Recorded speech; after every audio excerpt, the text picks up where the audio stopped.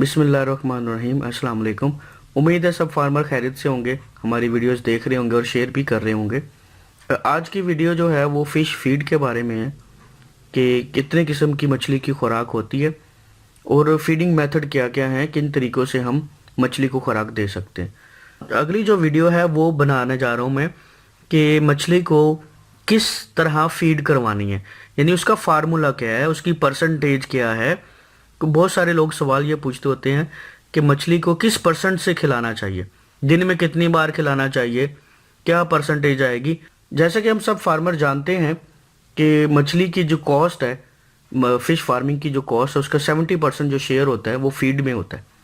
यानी कि जो अखराजात अगर आप निकालते हैं तो खुराक उसमें से सबसे महंगा आइटम है जो आपके फिश फार्मिंग के एक्सपेंसेस में ऐड होता है। यानी 30% दूसरे एक्सपेंस होते हैं और 70% अप्रोक्सीमेटली फीड का खर्चा होता है। क्योंकि जितनी अच्छी आप फीड यूज़ करते हैं उतना अच्छा आपको रिजल्ट मिल जाता है। और दूसरा ये है कि फीडिंग के मेथड, यानी किस तरीके से आप मछली को फीड करवाते हैं और किस किस्म की उसको खुराक यूज़ करवाते हैं, ये दोनों चीज़ें मिलकर डिसाइड करती हैं कि आपकी मछली की ग्रोथ कैसी होगी। यानी कि 10 महीनों बाद नवंबर दिसंबर में जब आप मछली निकालेंगे तो उसका क्या रिजल्ट निकलेगा। आपकी खुराक जितनी अच्छी होगी उतना ही अच्छा रिजल्ट होगा। आपका खुराक डालने का तरीका जितना अच्छा होगा उतना अच्छा आप रिजल्ट हासिल कर सकेंगे। उसकी मिसाल है, अगर आपकी खुराक तो अच्छी है लेकिन आपका खुराक डालने का तरीका अच्छा नहीं है तो आप उससे मतलूबा वज़न, रिक्वायर्ड वेट नहीं ले सकते। तो फिश फीड अच्छी होने के साथ साथ फीडिंग मेथड भी अच्छा होना चाहिए ताकि जो खुराक है वो तमाम मछलियों तक पहुंच सके और वो उसको इजीली यूज़ करके जो है ना एक अच्छा वेट गेन कर सके। तो खुराक को सिलेक्ट करने का या फीडिंग मेथड सेलेक्ट करने के कुछ प्रोसेस होते हैं, उनमें से हम स्टेप बाय स्टेप डिटेल से डिस्कस करेंगे और मैं आपके साथ अपना पर्सनल एक्सपीरियंस भी शेयर करता चला जाऊंगा। फीडिंग का जो तरीका होता है वो बेसिकली डिपेंड करता है कि आपने कौन सी मछली की किस्म पाली हुई है या आप कौन सी मछली की फार्मिंग करने जा रहे हैं। हर मछली जो है वो डिफरेंट तरीके से खुराक लेना और डिफरेंट खुराक को पसंद करती है। तो हमें इस चीज़ को ख्याल रखना पड़ता है कि आप कौन सी कार्ब को रख रहे हैं, के लिए जो बेहतर से बेहतर खुराक की किस्म होती है हमें वो यूज करनी होती है। कितने मछली कहाँ कहाँ से खुराक खाती है, यानी कि पानी सरफेस की 3 लेयर्स होती हैं जिसमें से मुख्तलिफ किस्म की मछलियाँ जाकर खुराक को इस्तेमाल करती हैं।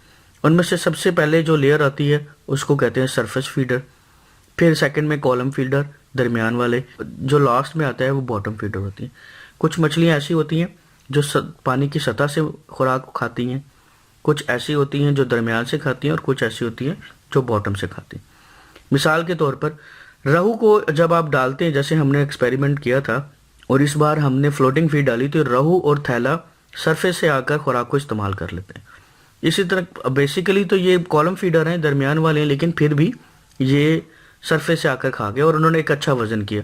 इसी तरह ग्रास कार्प जो है वो भी जो है वो पैलेट जो सिंक हो जाता है, यानी जो फ्लोटिंग वाली फीड में से जर्रे टूट कर नीचे सिंक हो जाते हैं, उनको भी यूज़ कर लेती है और बाजू का जो है सरफेस पर आकर भी खा जाती है।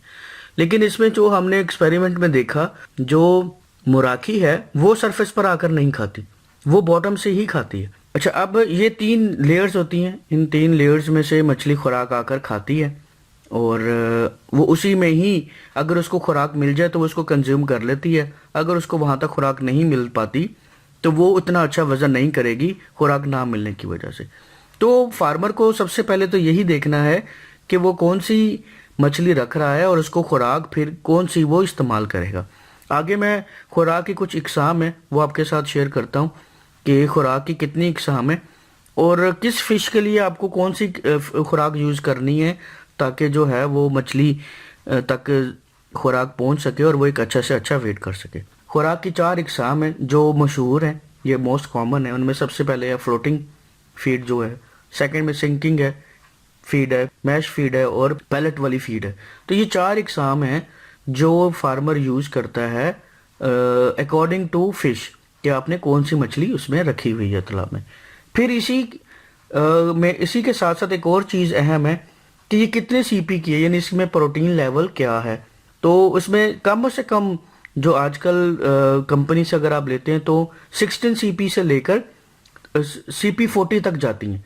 यानी प्रोटीन 16% से लेकर 40% तक खुराक में होता है, वो आप अपने बजट के हिसाब से डिसाइड करते हैं। इसमें दो किस्म की पैकिंग होती है, 25 kg की और 50 kg की पैकिंग होती है। CP 16 से लेकर 16 CP से लेकर 40 CP तक जो फीड है 25 किलो की पैकिंग में, उसकी जो कीमत है वो तकरीबन 1500-1600 से लेकर 2900-3000 फी बैग के हिसाब से। अगर आप बड़ी पैकिंग में जाते हैं तो उसमें प्रोटीन का जो लेवल है वो 30 CP 30 तक होता है और उसमें वो तकरीबन 4000 का फी 50 kg का बैग बनता है। तो ये है फीड की किस्में और उसमें प्रोटीन वगैरह क्या होती हैं। अब हम इनको डिटेल से समझते हैं कि कौन सी खुराक किस चीज़ के लिए इस्तेमाल की जाती है। फ्लोटिंग फीड जो है ये उस जगह में इस्तेमाल होती है या उस मछली के लिए इस्तेमाल होती है जो सरफेस पर आकर अपनी खुराक को इस्तेमाल कर लेती है। यानी कि जब आप एक फार्मर मछली की एक ऐसी किस्म रखता है कि जो सरफेस से आकर इजीली खुराक को खा लेती है, तो वो फ्लोटिंग वाली फीड यूज़ करता है। हमने इस साल 2019 में फ्लोटिंग फीड यूज़ की थी और हमने उस तालाब में रहू भी डाली थी, थैला भी, ग्रास भी और मराकी भी।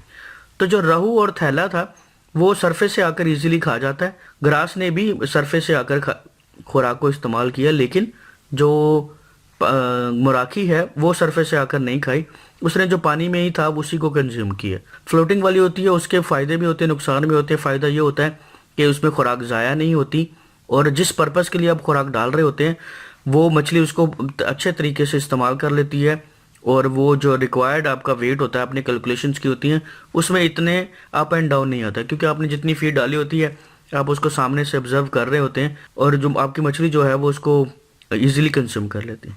जबकि जो सिंकिंग फीड है इसमें इश्यू ये होता है, वो हमें आइडिया नहीं होता कि मछली ने क्या इसको सही तरीके से खाया कि नहीं खाया, क्योंकि जब आपकी खुराक सिंक हो जाती है तो सरफेस पर तो आप उसको रीड कर सकते हैं, लेकिन क्या बॉटम फीडर ने और कॉलम फीडर ने उसको इस्तेमाल कर लिया, यानी जो मछली पानी के दरमियान में ये रहती है या नीचे रहती है, क्या उसने इसको इस्तेमाल कर लिया। मैं आपके साथ अपना पर्सनल एक्सपीरियंस शेयर करता चलूँ। 2016-17 में जब हमने सिंकिंग फूड यूज़ की थी, तो जब तालाब को हमने खुश्क किया तो उसमें से बहुत सारी फीड जो है वो ज़ाया हुई निकली थी, जो पानी के बॉटम में जमी हुई थी। तो उससे हमें यह आइडिया हुआ कि जो खुराक है इसको किस तरह इसके मेथड को चेंज करना पड़ेगा ताकि खुराक ज़ाया कम से कम हो और तीनों लेयर्स की मछलियाँ इसको ज़्यादा से ज़्यादा शेयर कर सकें। ठीक है, तो इन चीज़ों को आपने मद्देनज़र रखना है। अच्छा, इसमें एक सजेशन ये भी आता है कि IMC इंडियन मेजर कार्प जो हैं, जिसमें रहू, ग्रास, मुराकी, थैला वगैरह आते हैं, इनके लिए आप सिंकिंग फीड यूज़ करें, क्योंकि इनके लिए जो है वो बेस्ट फीड जो है वो सिंकिंग फीड ही होती है। और क्योंकि ये जैसे मैंने कहा कि तीनों डिफरेंट लेयर्स की मछलियाँ होती हैं, तो इनमें अगर आप तलापिया ऐड कर लें तो वो भी इसमें बहुत ज़बरदस्त आइडिया एक हो सकता है, क्योंकि तलापिया यूजुअली सरफेस फीडर है, वो पानी की सतह से खाती है। रहू को अगर आप डालेंगे सरफेस पर तो सरफेस से भी वो खा लेगी, लेकिन असल में वो कॉलम फीडर है, दरमियान से खाती है। तो सिंकिंग फीड इन सारी 4 से 5 एग्जाम जो है अगर आप रखते हैं तो इनके लिए बेस्ट है। अच्छा, एक इसमें डाउट मैं क्लियर करता चलूँ कि जो सिंकिंग फीड है इसमें ऐसा नहीं होता कि सारी खुराक ही सिंक हो जाती है। इसमें से बहुत सारे ज़र्रे जो हैं, जो खुराक के होते हैं, वो फ्लोट करते रहते हैं और उसको मछली बड़े आराम से कंज्यूम कर लेती है।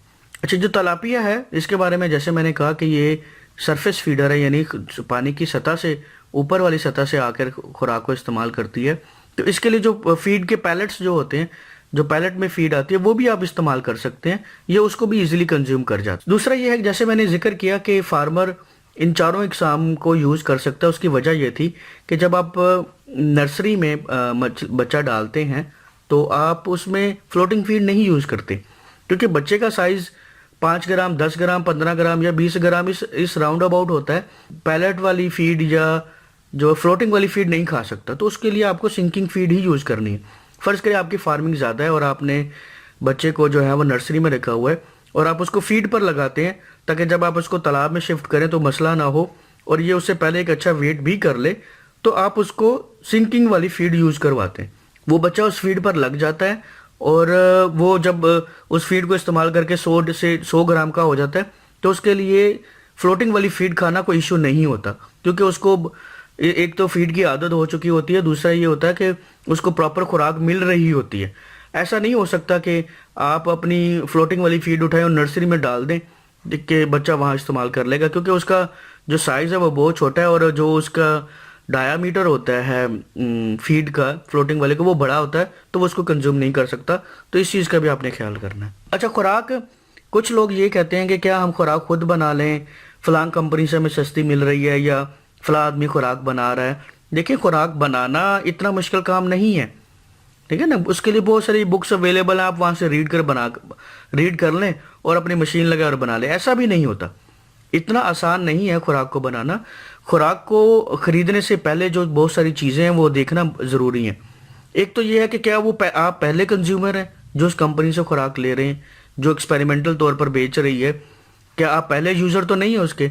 अगर आप पहली बार फार्मिंग कर रहे हैं और आप पहली बार खुराक बाहर से ले रहे हैं और जहाँ से ले रहे हैं वहाँ से पहले किसी ने ली भी नहीं, तो आपके लिए नुकसान का बायस हो सकती है। तो कुछ चीज़ें हैं जो हमें खुराक खरीदते वक्त देखनी चाहिए। वो ये है कि खुराक सबसे पहले जो है ना, एक अच्छी क्वालिटी की हो और उसमें जो फ़िश मील यूज़ किया गया वो भी एक अच्छा हो, उसका प्रोटीन लेवल अच्छा होना ज़रूरी है और वो एक अच्छे तरीके से कुक भी हो, ठीक है। यानी कि वो जो उसमें अज्जा डाले गए हैं वो अच्छी तरह मिक्स हुए हों। ऐसा ना हो कि उसमें गुठलियाँ वगैरह बनी हुई हों और वो एक अजीब ही नौयत की खुराक हो। क्योंकि हमारे साथ जब 2016-17 में हमने सिंकिंग फीड ली थी तो उसमें कुछ खुराक हमारे पास ख़राब भी आई थी जो हमने वापस करवा दी, क्योंकि मछली उसको कंज्यूम नहीं कर पाएगी और आपकी वो खुराक सारी वेस्ट हो जाएगी। पाकिस्तान में भी और इंडिया में भी मुख्तलिफ कंपनियां हैं जो फीड बना रही हैं, तो आप उन्हीं कंपनीज की तरफ जाएं जो काफ़ी अरसे से फीड प्रोवाइड कर रही हैं और जिनके अच्छे से अच्छे रिजल्ट लोगों ने लिए हैं। जैसे हम मोस्टली रेकमेंड कर देते हैं कि जी हम कौन सी खुराक यूज़ कर सकते हैं। तो अगर आपकी फार्मिंग बड़ी है और आपको खुराक चाहिए तो आप व्हाट्सएप ग्रुप में जो मैंने बनाया हुआ है वहाँ आकर पूछ सकते हैं जी आप कौन सी खुराक यूज़ कर सकते हैं। क्योंकि मैं किसी कंपनी की पर्सनल एडवर्टाइजमेंट तो कर नहीं रहा कि मैं अपनी वीडियोस में उसका नाम यूज़ कर सकूं। हाँ, अगर ग्रुप में जब चैट होती है तो मैं वहाँ आपको बता सकता हूँ कि हम कौन सी फीड यूज़ कर रहे हैं। तिलापिया के बारे में बहुत सारे लोग सवाल पूछते होते हैं, तो मैंने कहा चलो उनके बारे में थोड़ा ज़्यादा इन्फॉर्मेशन शेयर कर लेते हैं। जो तिलापिया मछली है वो, उसके लिए जो फीड बेस्ट है वो 30 CP की जो है वो खुराक बहुत अच्छी हो सकती है। यानी उसमें जो प्रोटीन लेवल है वो 30% हो। इसके लिए कम वाली भी यूज़ की जा सकती है, जैसे मैंने 16 वाली कहा या 20 वाली कहा। तो बेसिकली ये क्या है, ये डिपेंड करता है कि आपका बजट आपको कितने हाई प्रोटीन वाली खुराक लेने की इजाज़त देता है। कुछ लोग राइस पॉलिश कहते हैं कि क्या हम राइस पॉलिश इस्तेमाल कर लें? बिल्कुल इस्तेमाल कर सकते हैं। क्या उसके साथ बहुत सारी चीज़ों को और भी मिक्स करें? ऐसा नहीं हो सकता कि आप सिर्फ राइस पॉलिश ही डालें मछली को और अच्छा से अच्छा वजन कर ले, ऐसा नहीं होता, ठीक है। दूसरी बात यह है कि मैंने जिक्र पहले भी किया था, आप मछली को जो खुराक भी डालेंगे वो उसको कंज्यूम तो कर लेगी, क्या उससे वजन कर पाएगी? ये सबसे अहम सवाल है, ठीक है। आप उसको डबल रोटी भी डाल रहे हैं, उसको ग्राइंड किए हुए दाने भी डाल रहे हैं, अगर हर चीज़ डाल रहे हैं, जैसे कुछ लोग कहते हैं कि हम घास फूस डाल देते हैं या जो ग्रास कार्प है उसको हम ऊपर से खुराक डाल देते हैं, तो आप ऊपर से तो लिमिटेड डालेंगे ना। अगर पानी के अंदर खुराक नहीं है ग्रास कार्प के लिए तो भी आपके लिए इशू है। तो खुराक ऐसे यूज़ करें जिसके रिजल्ट आपको, जब आप उसका रिजल्ट है तो आप परेशान ना हो। ये कुछ फार्मर्स ऐसा होता है कि वो फीड हाई प्रोटीन यूज़ नहीं करते, लेकिन यानी एक्सपेक्ट करते हैं कि उनकी जो मछली है उसका वजन बहुत अच्छा निकलेगा। दूसरा, ये कुछ लोग ये कहते हैं कि केज और अगर हम गोबर वगैरह डाल देते हैं तो क्या इससे भी मछली जो है अच्छा वजन कर लेगी? इससे ये मछली की ग्रोथ पर इफेक्ट करता है। इसके साथ आपको और फीड भी यूज़ करनी है, ठीक है। आपको बेसिकली सारा एक अच्छा कॉम्बिनेशन बनाना है ताकि आपकी मछली को ज़्यादा से ज़्यादा खुराक मिल सके, ताकि वो ज़्यादा से ज़्यादा वजन कर सके। अच्छा, फीडिंग मेथड पर हम बात करते हैं। फीडिंग मेथड में हमें कुछ चीज़ों की जो एहतियात करनी चाहिए वो ये हैं कि हमें जो है शुरू में एक्सपेरिमेंटल तौर पर, तजर्बाती तौर पर मुख्तलिफ स्पॉट पर जो है ना फ़िश को फीड कराना चाहिए। सेकेंड ये है कि हमें फीड करवाते हुए ऑब्जर्व करना है क्या मछली अच्छे तरीके से खुराक ले भी रही है या उसको कोई इशू आ रहा है, ठीक है। बाज़-औक़ात कुछ फार्मर ऐसा करते हैं कि वो बड़े तालाब में कम स्पॉट बनाते हैं जहाँ पर वो फीड डालते हैं, तो उसकी वजह से कुछ मछलियाँ उसमें से ज़्यादा खुराक इस्तेमाल कर लेती हैं, कुछ को कम मिलती हैं, तो उनकी ग्रोथ पर जो है ना वो इफ़ेक्ट हो जाता है। खुराक डालते वक्त हम रेकमेंड हमेशा करते होते हैं कि आप उस चीज़ को ऑब्जर्व करें कि आपकी मछलियों का बिहेवियर कैसा है और एक ही जगह पर स्पॉट पर कहीं ज़्यादा मछलियाँ तो नहीं आ रही, उसमें से कौन सी किस्म की मछली खुराक ले पा रही है और कौन सी नहीं। कुछ फार्मर के लिए शायद टाइम की इतनी अहमियत ना हो खुराक डालने की, लेकिन हम ये रेकमेंड करते हैं कि आप मछली के एक पाबंद टाइम पर फीड करवाएं। अगर आप टाइम में फ्लक्चुएट करेंगे तो मछली के लिए वो परेशानी का बायस बनेगा, वो अच्छे तरीके से फीड को यूज़ नहीं कर पाएगी। उसकी मिसाल ऐसे है कि अगर आपने सुबह 10 बजे का टाइम रखा हुआ है गर्मियों में फीड करवाने का, तो आप 10 बजे ही दें उसको। अगर आपने 8 बजे का रखा है तो आप 8 बजे पाबंद करें अपने लेबर को और ख़ुद को भी कि आप 8 बजे ही देंगे। शाम को अगर आपने 5 बजे खुराक डालने का टाइम रखा है तो आपने 5 बजे ही देनी है। दिन में जो भी 2 टाइम आपने सेलेक्ट किए हुए हैं तो आप उसके ऊपर फुली फोकस होंगे, उसके ऊपर मछली को खुराक डालने के पाबंद होंगे। मछली की जो खुराक इस्तेमाल करने का जो तरीका है वो मौसम के ऊपर भी इफेक्ट करता है। जैसे मैंने पिछली वीडियोस में एक्सप्लेन किया, अच्छा मौसम होगा मछली जो है वो आसान तरीके से अच्छे तरीके से खुराक को यूज़ कर पाएगी। अगर मौसम में कोई तब्दीली आती है तो मछली खुराक नहीं भी इस्तेमाल कर पाती। मैंने 2 महीनों का जिक्र किया था पिछली वीडियोस में, जुलाई और अगस्त का। इसमें ह्यूमिडिटी ज़्यादा होती है, यानी हबस ज़्यादा होता है, जिसकी वजह से मछली जो है वो खुराक अच्छे तरीके से कंज्यूम नहीं कर पाती। तो हम फार्मर लॉस क्या करता है, वो उन महीनों में भी उतनी ही रेशो से खुराक इस्तेमाल कर रहा होता है जितनी वो पहले कर रहा होता है। तो ये उसके लिए नुकसान का बायस बनता है। तो हमें खुराक डालते वक्त ये देखना है कि जब आपकी मछली खुराक को कंज्यूम करना कम कर दे इन मंथ्स में, तो उसमें अल्टरनेट मेथड यूज़ किया जाए, यानी दूसरा तरीका यूज़ किया जाए। दूसरा तरीका क्या यूज़ किया जाए, उसमें केज डाली जाए और पोल्ट्री यूज़ की जाए। ठीक है, इसको डाला जाए ताकि आपकी मछली को एक तो आपका एक्सपेंस भी कम हो जाएगा खुराक का, और मछली को जितनी रिक्वायर्ड फीड होगी वो उससे मिलती चली जाएगी। ये सिर्फ 2 महीनों के लिए है। इसमें एक एंड में जो एक बात का अहम जिक्र है कि कुछ फार्मर होते हैं, उन्होंने जो बजट बनाया हुआ था वो मछली को 3 टाइम भी फीड डाल देते हैं। तो जो कॉमन कार्प है वो बेसिकली 2 टाइम अगर उनको फीड डाली जाए तो ये ज़्यादा बेहतर है, यानी कि वो अगर 2 टाइम सुबह और शाम को उनको खुराक डाली जाए तो ये इनफ है। तलापिया के लिए शुरू ये होता है कि कुछ लोग तलापिया को 5 टाइम भी खुराक डालते हैं, ठीक है, लेकिन बाद में वो रिड्यूस करके 3 टाइम तक ले आते हैं।